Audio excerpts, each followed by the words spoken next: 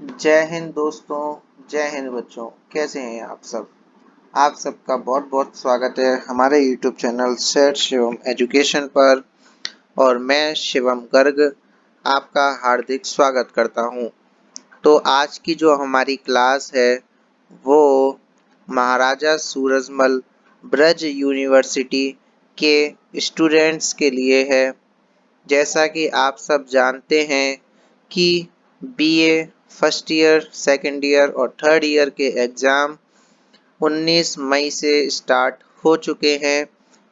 तो दोस्तों, आज की हम क्लास में बात करेंगे बीए फर्स्ट ईयर और बीए बीएड फर्स्ट ईयर के स्टूडेंट्स के लिए। ये क्लास बीए फर्स्ट ईयर और बीए बीएड फर्स्ट ईयर और जिनके पास पॉलिटिकल साइंस सब्जेक्ट है उनके लिए ये वीडियो उपयोगी रहेगा। ठीक है, तो आज जो है इस वीडियो क्लास में हम बीए फर्स्ट ईयर के इम्पोर्टेंट क्वेश्चंस देखेंगे, वो भी पेपर फर्स्ट के। जैसा कि आप सब जानते हैं दो पेपर होते हैं, फर्स्ट और सेकंड।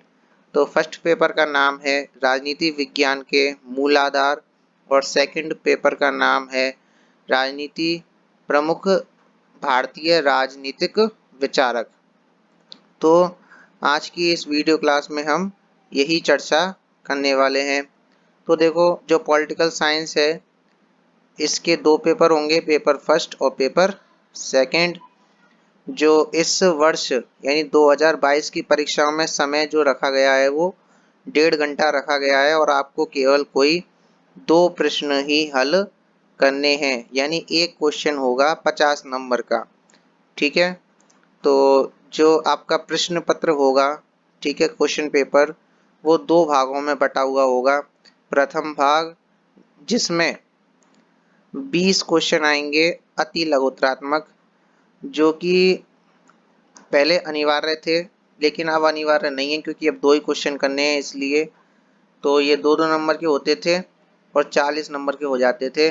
शब्द सीमाएं की 20 से 25 शब्द रहती थी और इन 20 क्वेश्चंस में सब पूरे सिलेबस से क्वेश्चंस पूछे जाते थे। आ रहा है समझ में?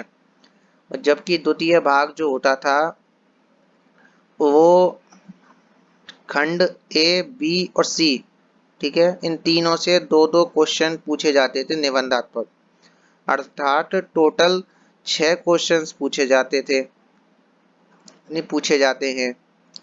तो उनमें से अब की बार आपको केवल कोई 2 ही करने हैं और आपको मेरी ये सलाह रहेगी, क्या एडवाइस, कि आप कोई भी 2 यूनिट्स को मजबूत याद कर लें।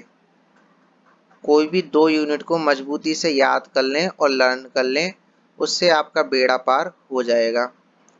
हाँ, वैसे तो अब की बार कोई यूनिट की भी बाध्यता नहीं है, आप किसी भी यूनिट से कोई सा भी प्रश्न कर सकते हैं। ठीक है, दूसरी बात मेरी ये सलाह रहेगी कि आप जो शॉर्ट आंसर टाइप क्वेश्चंस हैं, 20 क्वेश्चन जो आते हैं उनको ना छेड़ें, क्योंकि क्या पता आपको 20 में से 20 प्रश्न आते हैं और 20 के 20 प्रश्न आपके सही होंगे। तो इसीलिए आप केवल निबंधात्मक प्रश्नों को ही करें, कोई 2 निबंधात्मक प्रश्न ही हल करें। आ गया समझ में? कोई 2 निबंधात्मक प्रश्न ही हल करें। जो शॉर्ट आंसर टाइप क्वेश्चंस हैं, जो 20 क्वेश्चन हैं, उनको ना छेड़ें। यहाँ तक बात आप सबको क्लियर हो गई होगी। तो आइए आगे बात करते हैं। देखो, जो महाराजा सूरजमल ब्रज यूनिवर्सिटी है, MSBU है ना, इसकी एग्जाम डेट्स देखिए पॉलिटिकल साइंस की। नॉन कॉलेज यानी जो प्राइवेट स्टूडेंट्स होते हैं उनका एग्ज़ाम तो 1 जून को है, और जब पेपर फर्स्ट का और पेपर सेकंड का 3 जून को है, क्योंकि 2 जून को शायद संडे है। और जो रेगुलर स्टूडेंट्स हैं उनका पेपर अलग होता है, ये होगा 14 जून 2022 को फर्स्ट पेपर और सेकंड पेपर होगा 15 जून को। तो इस तरह से आपकी ये एग्ज़ाम डेट्स हैं BA first year political science की, MSBU महाराजा सूरजमल ब्रज यूनिवर्सिटी की। और ये वीडियो विशेष रूप से MSBU के विद्यार्थियों के लिए ही है। चूंकि ये जो मैंने क्वेश्चंस लिखे हैं ये नॉन कॉलेज विद्यार्थियों के लिए लिखे हैं। क्यों? क्योंकि उनका एग्जाम पहले है, 1 जून और 3 जून को उनका एग्जाम है। इसीलिए ये जो मैंने क्वेश्चंस लिखे हैं ये नॉन कॉलेज विद्यार्थियों के लिए लिखे हैं। लेकिन ये क्लास जो BA फर्स्ट ईयर रेगुलर विद्यार्थी हैं, BA BEd फर्स्ट ईयर जिनके पास पॉलिटिकल साइंस सब्जेक्ट है, उनके लिए भी ये महत्वपूर्ण है। ठीक है, तो मैंने केवल यहाँ पर निबंधात्मक प्रश्नों को लिखा है, शॉर्ट क्वेश्चंस को नहीं लिखा है। तो सबसे पहले हम देखेंगे पेपर जो फर्स्ट है उसमें जो हमारा कौन सा पेपर फर्स्ट, राजनीति विज्ञान के मूल आधार। ठीक है, तो उसमें जो सेक्शन फर्स्ट है उससे इंपॉर्टेंट क्वेश्चंस देख लेते हैं पहले। तो इसमें देखो एक तो व्यवहारवाद है, उत्तर व्यवहारवाद है, परंपरागत और आधुनिक दृष्टिकोण है, शक्ति सत्ता वैधता और स्वतंत्रता समानता। ये टॉपिक्स शामिल हैं 2022 के सिलेबस में। कुछ हट गए हैं जिनके नाम मैंने नहीं बोले हैं। तो इसमें पहला क्वेश्चन जो मैंने लिखा है वो है व्यवहारवाद क्या है, इसकी प्रमुख विशेषताओं का आलोचनात्मक परीक्षण कीजिए। तो जो व्यवहारवाद का अर्थ और परिभाषा है वो तो 5 नंबर की है और जो इसकी प्रमुख विशेषताएं हैं वो 15 नंबर की है। ये 2018 के प्रश्न पत्र में पूछा गया नॉन कॉलेज। क्लियर? तो सेकंड क्वेश्चन है व्यवहारवाद की मुख्य विशेषताओं का वर्णन कीजिए। ये सेम क्वेश्चन है। ठीक है, किन कारणों से उत्तर व्यवहारवाद का विकास हुआ, ये थोड़ा अलग पड़ जाएगा। इसके लिए आपको कारण देने हैं कि उत्तर व्यवहारवाद और व्यवहारवाद में जो विकास हुआ है वो उनके कारण क्या हैं। ठीक है, ये 2019 के प्रश्न पत्र में पूछा गया है। तीसरा क्वेश्चन है उत्तर व्यवहारवाद के आधारभूत लक्षणों का वर्णन कीजिए। क्या उत्तर व्यवहारवाद परंपरावाद है? ठीक है, तो ये नॉन कॉलेज 2020 में पूछा गया प्रश्न है। मैंने केवल यहाँ पे प्रश्न लिखे हैं इम्पोर्टेंट, ये परीक्षा में आने की इनकी संभावना रहेगी। फोर्थ है शक्ति को परिभाषित कीजिए, इसके स्रोत और इसके विविध रूपों को स्पष्ट कीजिए। ठीक है, परिभाषा, स्रोत और रूप 3 चीज पूछी हैं। ये नॉन कॉलेज 2020 में पूछा गया प्रश्न है। फिफ्थ क्वेश्चन है राज्य की उत्पत्ति का शक्ति सिद्धांत। ठीक है, राज्य की उत्पत्ति का शक्ति सिद्धांत, ये क्वेश्चन 2019 के प्रश्न पत्र में पूछा गया था। ये देखो ये क्वेश्चंस रिपीट होने की बहुत संभावना रहती है। ठीक है, वैधता की अवधारणा यानी वैधता क्या है और वैधता प्राप्ति के विभिन्न स्रोत। ठीक है, ये क्वेश्चंस पूछा है इसमें और इनका जैसे वैधता का अर्थ परिभाषा लिखोगे उसके 10 नंबर मिलेंगे और वैधता प्राप्ति के विभिन्न स्रोतों का वर्णन करोगे तो भी 10 नंबर मिलेंगे। ठीक है, लेकिन अब 25-25 मिलेंगे मतलब 50 का हो गया है ना, उस हिसाब से। नेक्स्ट 7th क्वेश्चन है राजनीति विज्ञान की परिभाषा, क्षेत्र के विषय में परंपरागत और आधुनिक दृष्टिकोण की विवेचना कीजिए। यानी जैसा कि आप जानते हो कि राजनीति विज्ञान के अध्ययन क्षेत्र को 2 भागों में बांटकर समझते हैं, आधुनिक दृष्टिकोण और परंपरागत दृष्टिकोण। तो आधुनिक दृष्टिकोण की विवेचना आपको परिभाषा और क्षेत्र 2 संदर्भों में करनी है। उसी प्रकार परंपरागत दृष्टिकोण की भी आपको व्याख्या परिभाषा और क्षेत्र के विषय में दोनों में करनी है। 2016 में पूछा गया प्रश्न है। और शक्ति की अवधारणा का विश्लेषण कीजिए और इसके विभिन्न स्रोत बताइए। यानी शक्ति वाला क्वेश्चन आपके लिए बहुत ज़्यादा इम्पोर्टेंट है, ये रिपीट ज़्यादा होता है। समझ में आ गया होगा। तो मैं क्या कह रहा हूँ, सेक्शन ए से आप एक तो व्यवहारवाद, उत्तर व्यवहारवाद और शक्ति सत्ता वैधता, इन टॉपिक्स को पढ़ जाइए एक बार को, तो आपका क्वेश्चन फंस जाएगा और आपका सेक्शन ए से क्वेश्चन हो जाएगा। और हमें 2022 के पेपर की जो परीक्षा है उसकी खोपड़ी में छेद करना है। नेक्स्ट जो हम पढ़ेंगे, आइए अब देखते हैं सेक्शन बी से इम्पोर्टेंट क्वेश्चंस। सेक्शन बी में कौन कौन से टॉपिक्स शामिल हैं क्या आपको पता है? नहीं पता है तो मैं एक बार नाम बोल देता हूँ सबके। राजनीतिक व्यवस्था, राजनीतिक आधुनिकीकरण, राजनीतिक विकास, लोकतंत्र, निरंकुश तंत्र या अधिनायकवाद, विधि का शासन, संविधानवाद, शक्ति पृथक्करण और नियंत्रण व संतुलन की व्याख्या, ये टॉपिक्स शामिल हैं। और राजनीतिक दल और दबाव समूह, प्रतिनिधित्व के सिद्धांत और सरकार के अंग और उनके कार्य, ये टॉपिक्स हटा दिए गए हैं।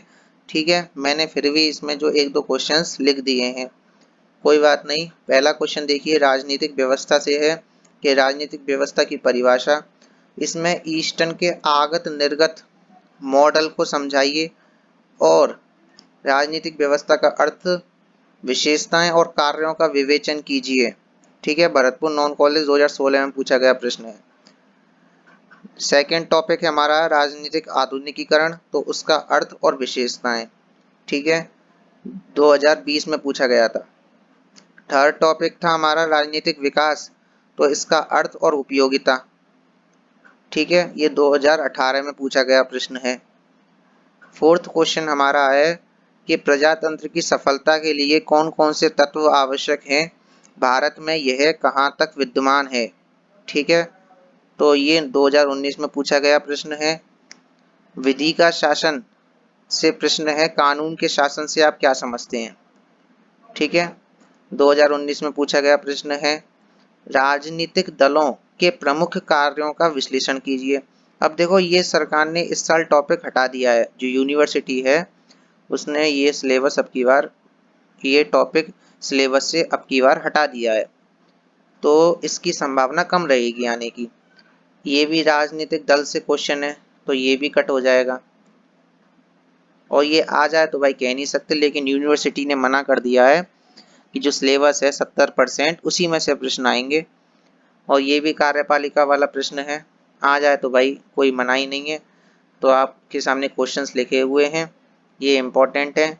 तो विस्तृत या सारगर्भित रूप से हमें क्या पढ़ना चाहिए जिससे हमारा ये सेक्शन बी क्लियर हो जाए, तो ये टॉपिक्स आप पढ़ लीजिए। राजनीतिक व्यवस्था, राजनीतिक आधुनिकीकरण, राजनीतिक विकास, लोकतंत्र, निरंकुश तंत्र, विधि का शासन और संविधानवाद। यदि आप इनको पढ़ लेंगे तो आप जो है 2022 की परीक्षा की खोपड़ी में छेद जरूर कर देंगे। नेक्स्ट 2022 के सिलेबस है राजनीतिक दल, दबाव समूह, सरकार के अंग जैसे टॉपिक्स हटा दिए गए हैं, तो इनसे यहाँ से प्रश्न पूछने की संभावना कम रहेगी। अब बात करते हैं सेक्शन सी से इम्पोर्टेंट क्वेश्चंस। सेक्शन सी में क्या है दोस्तों, सेक्शन सी में है राजनीतिक विचारधाराएं। क्या है, राजनीतिक विचारधाराएं हैं, जैसे उदारवाद, मार्क्सवाद, लोकतांत्रिक या प्रजातांत्रिक समाजवाद और नारीवाद। क्लियर। तो पहला क्वेश्चन है, उदारवाद के मूल सिद्धांतों का परीक्षण कीजिए। 2018 में पूछा गया प्रश्न है। उदारवाद के आधारभूत लक्षण और परंपरागत उदारवाद और आधुनिक उदारवाद के मध्य अंतर स्पष्ट कीजिए। ये 2020 में पूछा गया प्रश्न है। लोकतांत्रिक समाजवाद से आप क्या समझते हैं, इसके गुणों और दोषों का वर्णन कीजिए। ये 2020 में पूछा गया है। उदार नारीवाद के विशेष संदर्भ में नारीवाद के अर्थ की विवेचना कीजिए। ये 2019 में पूछा गया प्रश्न है। आदर्शवाद, देखो इस साल के सिलेबस से ये आदर्शवाद जो टॉपिक है वो हटा दिया गया है।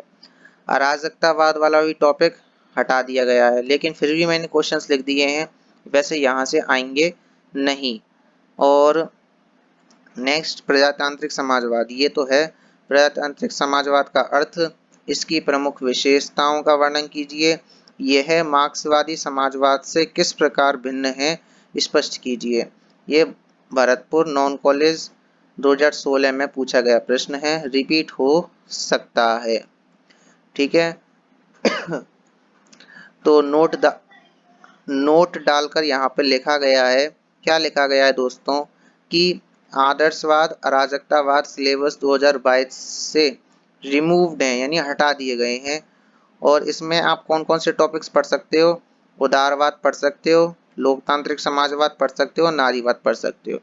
यदि आप इन 3 टॉपिक्स को पढ़ लेंगे तो आप 2022 की जो खोपड़ी है यानी 2022 की जो परीक्षा है उसमें छेद अवश्य कर देंगे।